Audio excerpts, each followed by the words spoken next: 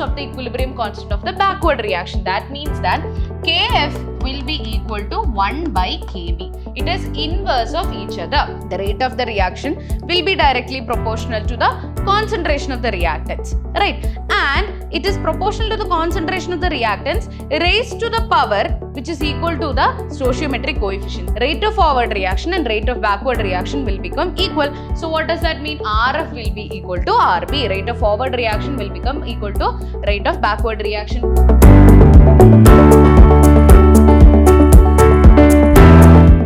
Hello everyone, this is Ambali Unnikrishnan from the Department of Chemistry, Vidhyaashram Pre-University College, the Temple of Excellence, Mysore. So in the last session, we introduced what is equilibrium, right? We understood what is equilibrium and the classification of equilibria, and then physical equilibrium in detail we studied in last session, right? So physical equilibrium involves physical processes, right? Yes, and equilibria in physical processes, equilibria involving dissolution of solids or gases in liquids, right?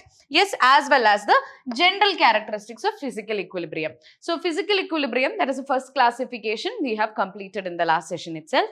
So in today's session, as discussed in the previous session, we will be studying about the equilibria of chemical reactions, right? Equilibrium in chemical processes and characteristics of chemical equilibria also, as well as the types of chemical equilibrium and law of mass action, which is a very important law. Law of mass action or law of equilibria. Even this we will be studying in this session.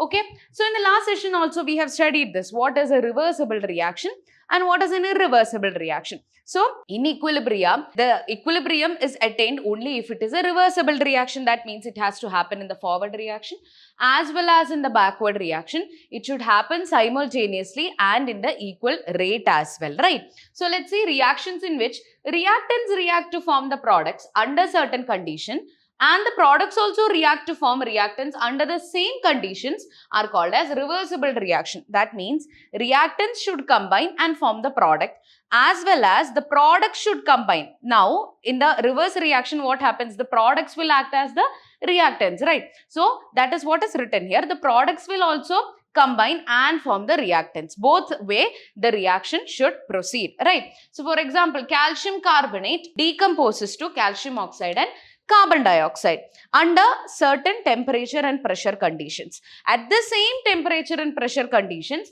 calcium oxide and carbon dioxide will combine and form calcium carbonate. So, it is a reversible reaction. So, it is very important that this reaction should take place in the same condition itself. Okay. So, if the temperature and pressure conditions changes, the equilibria also affects, right? The next one is nitrogen and hydrogen combines to form ammonia, and at the same time, ammonia can go back to nitrogen and hydrogen. Okay.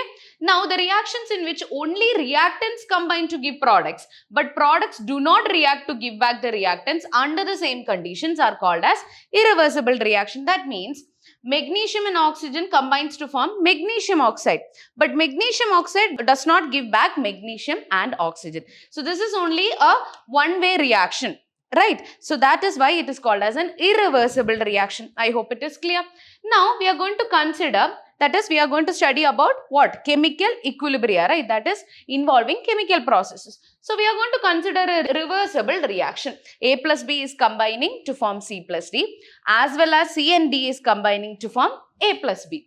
Is conducted in a closed vessel at constant temperature. In the beginning, velocity of the forward reaction is maximum and the velocity of the backward reaction is 0. That means that A and B are combining to form C and D in the beginning, and C and D will also start combining and form A and B, right? So, initially in the beginning, only A and B is available, right? These are the reactants. Only A and B is available.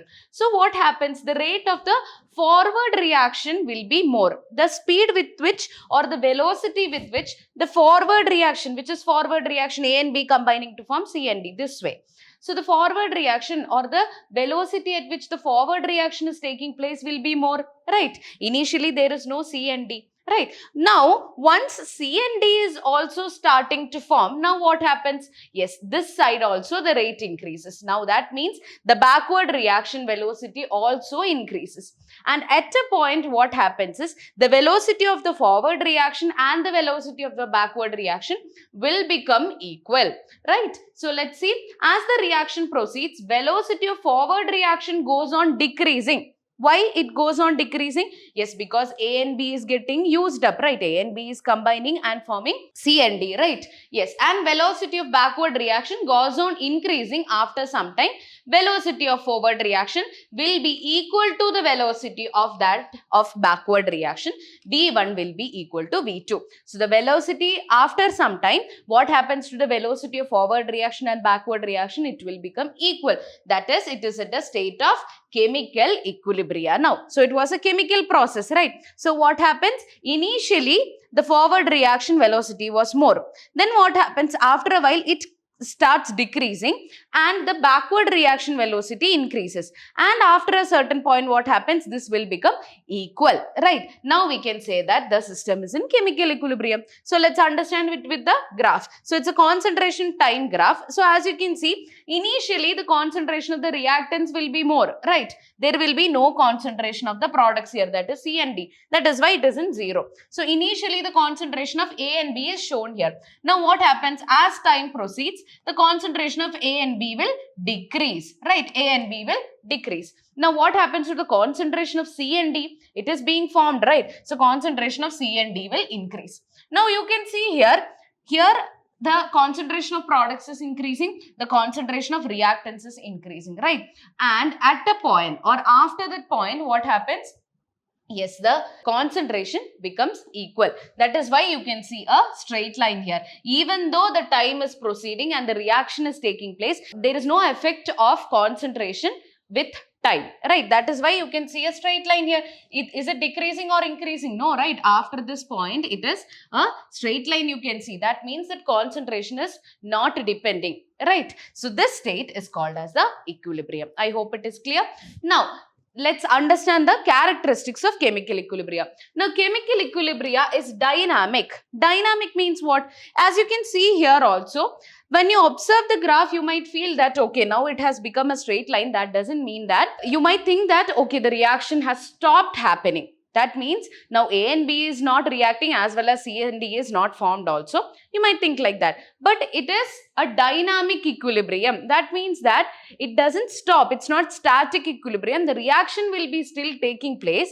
But the opposing reactions, that's the forward reaction as well as the backward reaction, will be taking place in equal rate and simultaneously. So we feel that the reaction is not taking place. That is why it is dynamic. The reaction will be continuing. So it is very important to understand, once the system is attaining equilibrium, it doesn't mean that the reaction stops, right? The reaction will be continuing, but it will be in the same rate, right? Now at equilibrium, the concentration does not change with time. Even that we have observed in this graph. Once the equilibrium is attained, now there is no change in concentration with time. Even if the time goes on, what happens? It is still a straight line that you can observe. It does not have an effect on the concentration.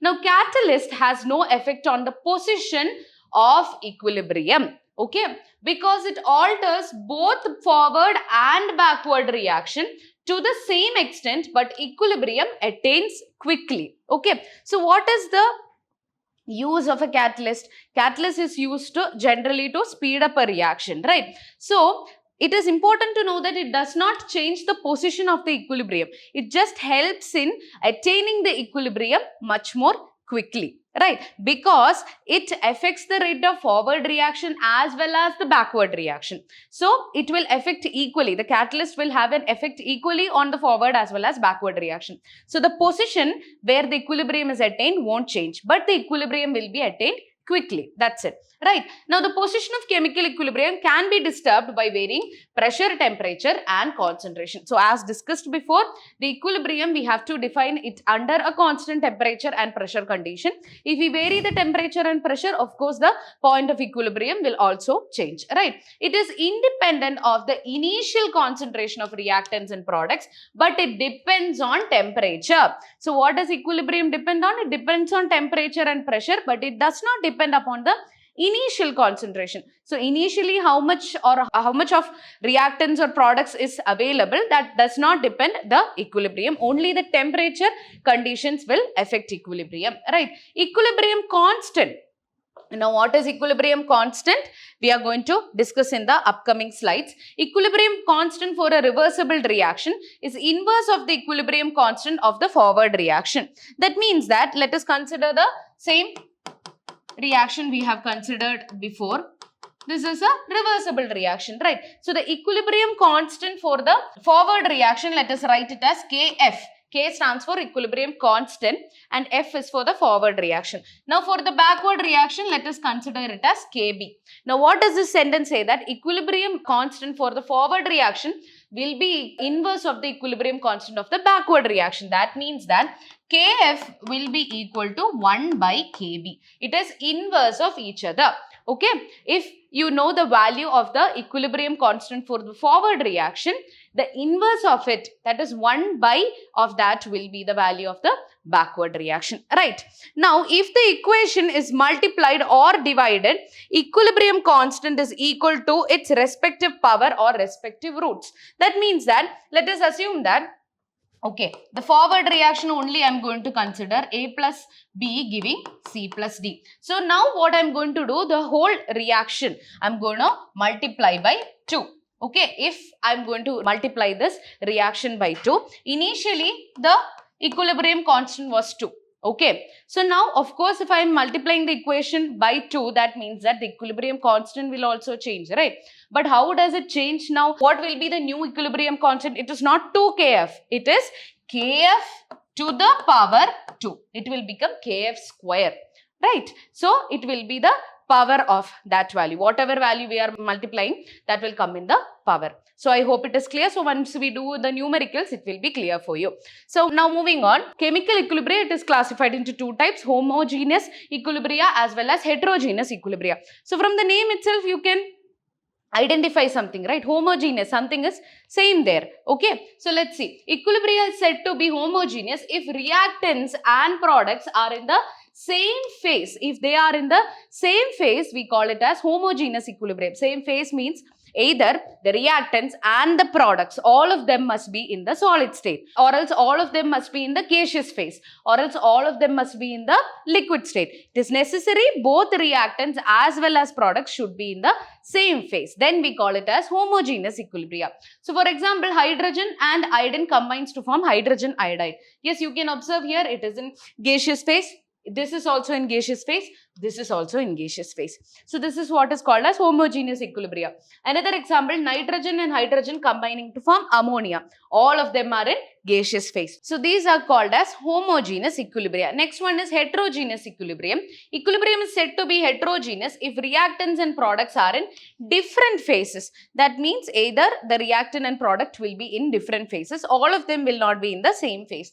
For example, calcium carbonate gives calcium oxide and carbon dioxide. It's a chemical equilibrium. As you can see here, this is in the solid state. Even calcium oxide is in solid state, but carbon dioxide is in the gaseous state. So one phase is different. So it is a heterogeneous equilibria, right? So I hope it is clear. So this is homogeneous and heterogeneous equilibria, which is two type of chemical equilibrium. Now, let us study the one important law of this chapter, that is law of mass action or law of equilibria. Okay, so it states that the rate of the reaction, rate means it is speed itself, that is in chemistry terms we use the word rate. Okay, the rate of a reaction is directly proportional to the product of active masses of the reactants at constant temperature. Okay, so the rate of the reaction or the speed with which the reaction will take place will be directly proportional to the concentration of the reactants we are taking. Okay, so the rate will increase if the concentration we are taking of the reactants will also increase, right?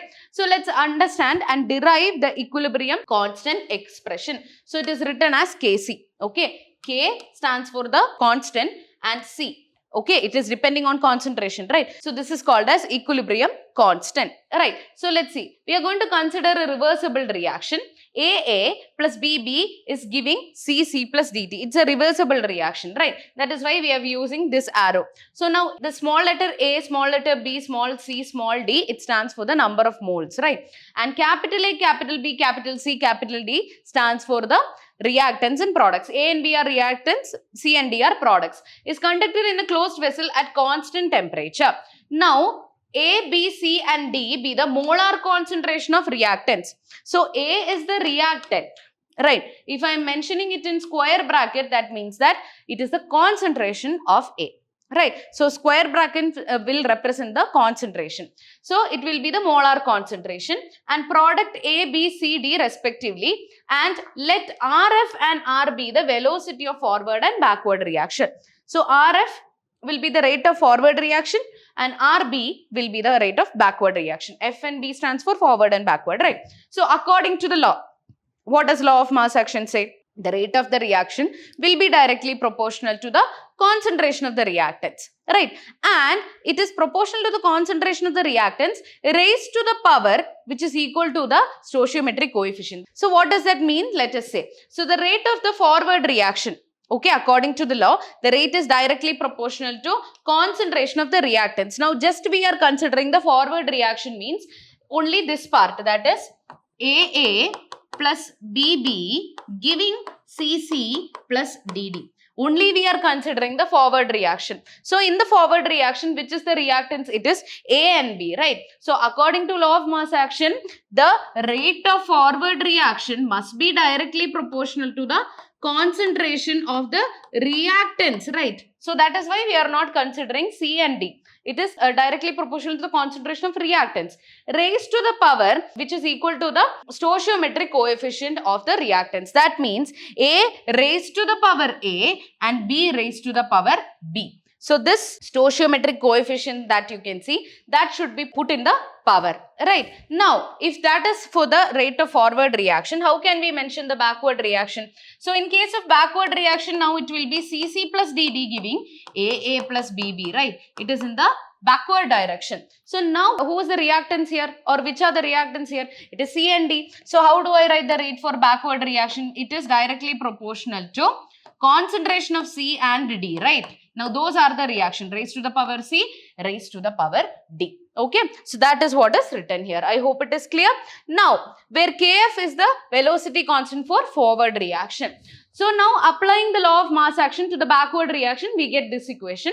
Rb directly proportional to C raised to C into D raised to D. So, one more point, what happens is RF is directly proportional to A to the power A and B to the power B. So, to remove the proportionality, we can introduce a constant there, right? So, that constant is Kf.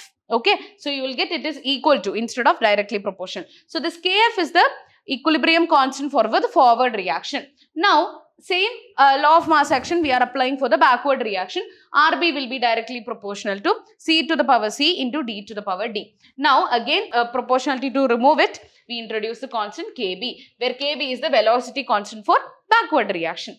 Now, we got two reactions, that is Rf is equal to Kf into A raised to A into B raised to B. Rb is equal to Kb into C raised to C into D raised to D. Now, at equilibrium, what do we know? We already discussed this. At equilibrium, what happens? Rate of forward reaction and rate of backward reaction will become equal. So, what does that mean? Rf will be equal to Rb. Rate of forward reaction will become equal to rate of backward reaction. So, Kf into A to the power A into B to the power B will be equal to Kb into C to the power C into D to the power D. Right? We already derived what is Rf and Rb values. Right? We are just putting it in the equation, that is Kf into A to the power A into B to the power B will be equal to Kb into C to the power C into D to the power D. Now, what are we going to do is we are going to just rearrange this equation. So, I am bringing the Kb to this side. So, what happens? It becomes Kf by Kb, which will be equal to, now this term will remain here,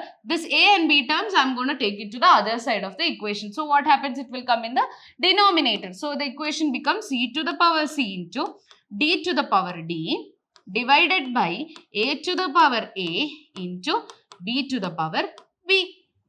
I hope it is clear. Now, what is Kf by Kb? Kf by Kb is equal to Kc, which is the equilibrium constant. Okay. So, from that, what can you understand? See, Kc is equal to. So, what does that mean? Kc, equilibrium constant, is equal to velocity constant for the forward reaction divided by that of the backward reaction, which is equal to the molar concentration of the products raised to their powers. That's a stoichiometry raised to their powers divided by. So what does that mean? Equilibrium constant is equal to Kf, that is for forward reaction, divided by Kv, which is equal to molar concentration of the products, right? Molar concentration of the products raised to the powers, which is equal to their stoichiometric coefficients, divided by molar concentration of the reactants raised to the power of their stoichiometric coefficients. And Kc is called as the equilibrium constant expressed in terms of molar concentration. So, how can you define equilibrium constant then? It is the ratio of velocity constant of a forward reaction to the velocity constant of a backward reaction. In that way, we can write that is Kc equal to Kf by Kb, right? Kf by Kb will be equal to Kc. Another way, it is the ratio of product of molar concentration of product to product of molar concentration of reactants raised to power of respective number of moles. Okay. So, the number of moles were small letter A, B, C and D, right? Okay. So, it is either defined as the product of the molar concentration of products divided by product of molar concentration of the reactants raised to the power which is equal to their number of moles, or else it is equal to the ratio of the velocity constant of forward reaction divided by backward reaction. So, I hope what is equilibrium constant is clear for you and how to derive it, right? So, now let's write down the equilibrium constant for these reactions. Now, nitrogen plus hydrogen, 3 moles of hydrogen gives 2 moles of ammonia. So, how do we write the equilibrium constant? We have already studied this. Molar concentration of the products should be written in the numerator. So, what is the product here? It is ammonia. So, we put it in the bracket and write to represent the concentration, right? So, concentration of ammonia. Now, what do we do with this 2? That is the number of moles that should be present as the power of it, right? So, raised to the power 2 divided by nitrogen into hydrogen, right? Molar concentration of nitrogen into hydrogen, those are the reactants. So, there is no number of moles written here, that means it is 1. So, we just write it as it is. Now, hydrogen raised to the power 3 will come, right? Now, in this case, PCl5 gives PCl3 and Cl2. In this case, you can see that the number of moles in all these cases is 1. So, now how do we write the equilibrium constant? It will be the molar concentration of PCl3 into Cl2 divided by molar concentration of PCl5, right? First, we write the product of molar concentration of products divided by reactants. So, PCl3, Cl2 and in the denominator will come PCl5. Now, next one, hydrogen plus iodine gives 2 moles of hydrogen iodide. H2 plus I2 gives 2 HI. So, in this case, how do we write Kc? It is molar concentration of the product, HI. Now, what is the number of moles? It is 2. That will come in the power. Divided by, is there any number of moles written here? No. So, it is 1, right? So, it is just H2 into I2. So, this is how you represent the equilibrium constant. So, in the next session, we are going to study derivation of Kp. Now, what is Kp? We are going to discuss in the next session for gaseous reversible homogeneous reaction. So, what is Kp? We are going to study in the next session. So, Kc, we have already studied that is equilibrium constant. In terms of concentration, we were studying, right? Now, in terms of pressure, we are going to discuss in the next session. So, I hope the concepts that we have covered in the session is clear for you. So, that's all for today. Thank you.